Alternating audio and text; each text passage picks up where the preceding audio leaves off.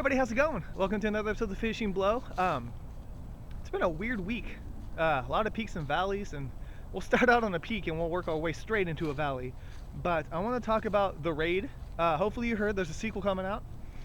I don't think it's actually going to be called Barandal, or I'm guessing it's Barandal or Barandal, which it could be. I don't speak Indonesian. But I don't think that's going to be the actual title for it. That was like the project title for The Raid before it became The Raid. So it's very likely that that title will change. But Sony's already bought the rights to the sequel, which is insane. Like, the movie's not even out in the States yet. Now, it's getting a lot of praise. I haven't heard one bad thing about it, so Sony's jumping on that bandwagon quick. But I just don't know if that's going to be a good thing or not. Like, on one hand, it's going to be awesome because Gareth Evans and the Marantau team will have more money for their next movie, because there's so many people supporting it and backing it.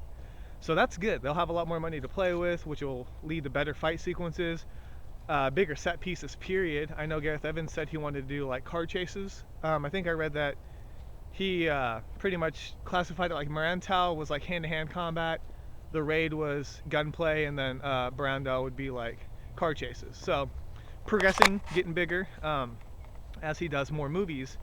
Now, Sony can be good or bad. I'm hoping this is a good aspect for Sony, but they did announce a remake for The Raid before it's even come out.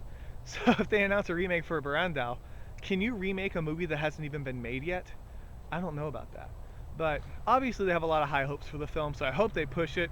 But yeah, it's just good news, I think, that The Raid's getting a sequel. And I really want to see The Raid anyways. So I'll keep you guys posted on that. As soon as I find anything else out about it, I'll let you know for sure.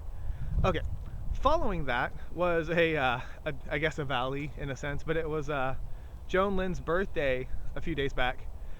And JC and Jackie Chan were there to help celebrate. And while you guys may not know the direct correlation, Joan is actually JC's mom and Jackie's wife. So, pretty important lady for a number of reasons. But yeah, she was in Japan, and JC went there, performed a song for his mom, like made one for her. And then Jackie came out and celebrated with her. And one of the reasons I wrote about it was because it said that like Jackie had was filming in Japan, and he went to visit his wife for her birthday. What was he filming? Like, obviously it could have easily been like a commercial, like a Japanese commercial or something like that. I don't know. You guys probably don't watch Japanese TV, but like there's like some what was it? Car commercial, like I think it's Honda or something, with like Bruce Willis. So they do like little filming locations all the time. So I could see Jackie just doing like a little commercial, or he could be filming for the Chinese Zodiac. But anyways, I don't want to steal Joan's thunder. It was her birthday, and I'm sure she had a happy birthday. So anyways, happy birthday, Joan. That was my Monday post. I couldn't find anything else. Alright, so Tuesday, I found out that you guys, it's been a while since I've actually talked about Rise and Fail, and now I can talk about it and I don't know which title to use, because Rise and Fail may be going back to Death Grip.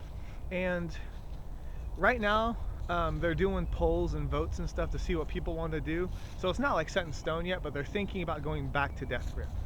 I think Death Grip is a better title than Rise and Fail. It sounds more like action-y, but of course I haven't seen the film, so Rise and Fail may fit the tone of the film better. I don't know, it just puts this interesting question about like what's in a title. And one of the things that they pointed out on their website, and that I think of too, is like Jet Li's Unleashed in the States and Danny the Dog pretty much anywhere else. I still think that Danny the Dog was a better title than Unleashed. Like, I think Unleashed tried to make it sound cooler than it was when it didn't need to be.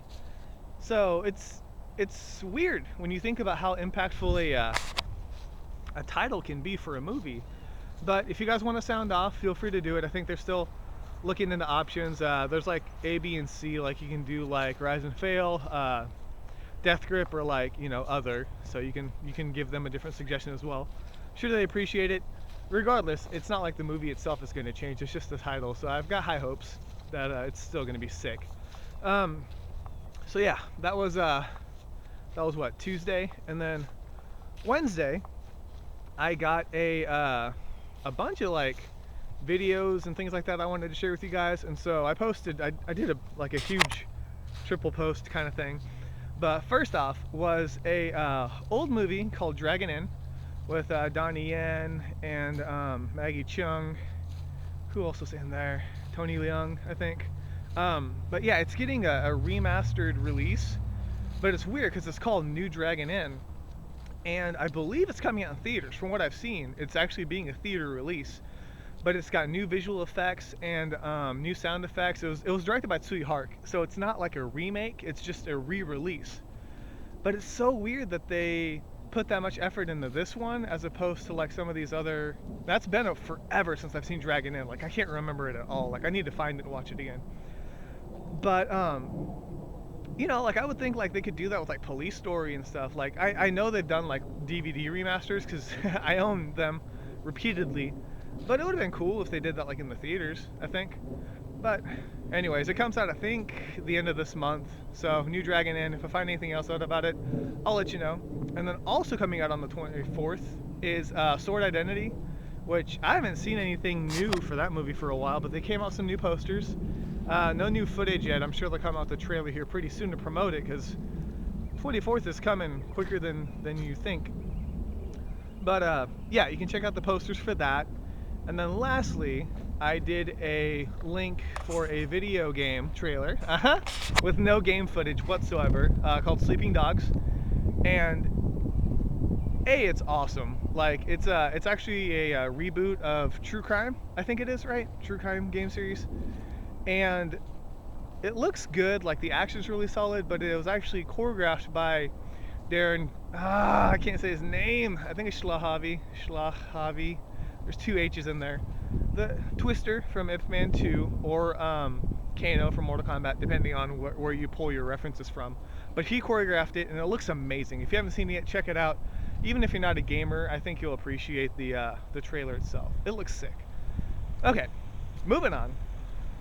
After that, I'm talking about Michelle Yeoh for a little bit, 'cause when's the last time I talked about her? She's going around promoting The Lady, which she had so much trouble with that movie when she was doing it before.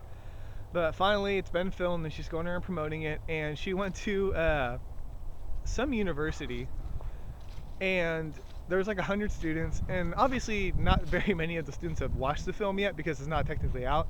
So they didn't have too much to talk about. But when they got to the Q&A session, they were asking her like, how is it compared to wuxia films?